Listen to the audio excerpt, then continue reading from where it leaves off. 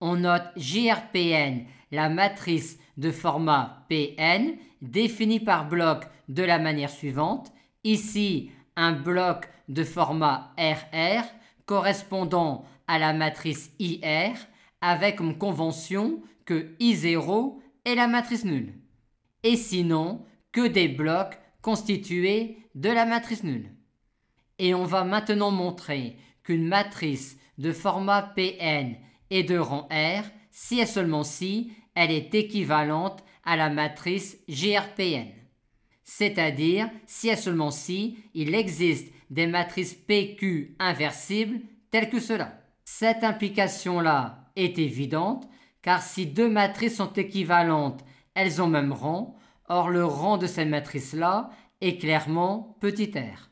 Maintenant, pour montrer l'implication réciproque, on va transformer le problème matriciel posé en le problème suivant sur les applications linéaires, à savoir, on considère une application linéaire petit f de grand E dans grand F avec dim de E égale petit n et dim de f égale petit p, et on suppose de plus que R est le rang de f.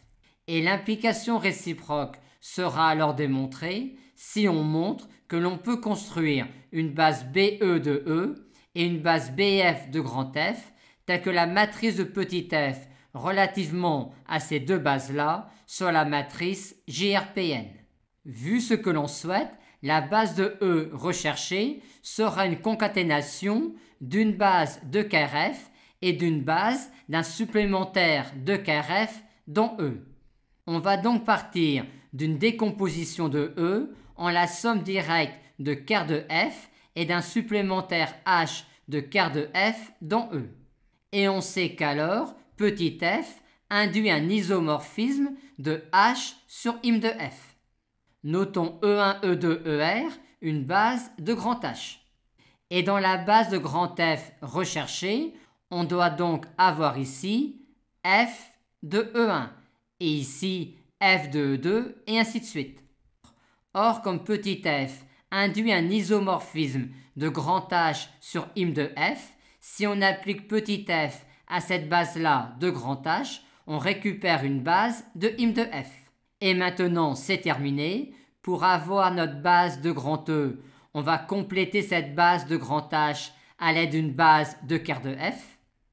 Et pour avoir notre base de grand F, on va compléter cette famille libre-là de grand F en une base de grand F.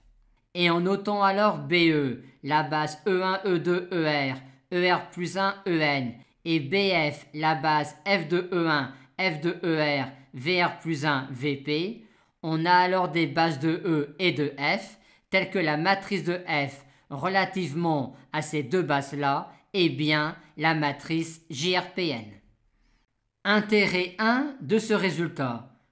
Quand on vous pose un problème matriciel et que dans le problème matriciel, multiplier A à gauche ou et à droite par des matrices carrées inversibles n'est pas très gênant, on peut alors transformer le problème posé avec la matrice A en un problème équivalent mais avec la matrice GRPN à la place de A en notant R le rang de A, ce qui est tout de même beaucoup plus intéressant.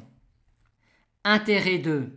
On a facilement qu'une matrice A est équivalente à la matrice GRPN si et seulement si la transposée de A est équivalente à la matrice GRNP. Par conséquent, vu la caractérisation du rang de A que l'on vient d'énoncer, on peut alors en déduire que A et sa transposée ont même rang. Aussi, si jusqu'à présent le rang de A était le rang de la famille des colonnes de A, c'est-à-dire la dimension du sous-espace vectoriel généré par les colonnes de A, on peut maintenant dire que le rang de A est également le rang de la famille des lignes de A, c'est-à-dire la dimension du sous-espace vectoriel généré par les lignes de A. Intérêt 3. Grâce au rang d'une matrice, on a une notion qui nous permet de déterminer si deux matrices sont équivalentes ou non. En effet, deux matrices sont équivalentes si et seulement si elles ont même rang. On a déjà dit que si deux matrices sont équivalentes, alors elles ont même rang, et réciproquement, si deux matrices ont même rang, disons petit r, alors elles sont équivalentes, car elles sont alors toutes deux équivalentes à la matrice JRPN.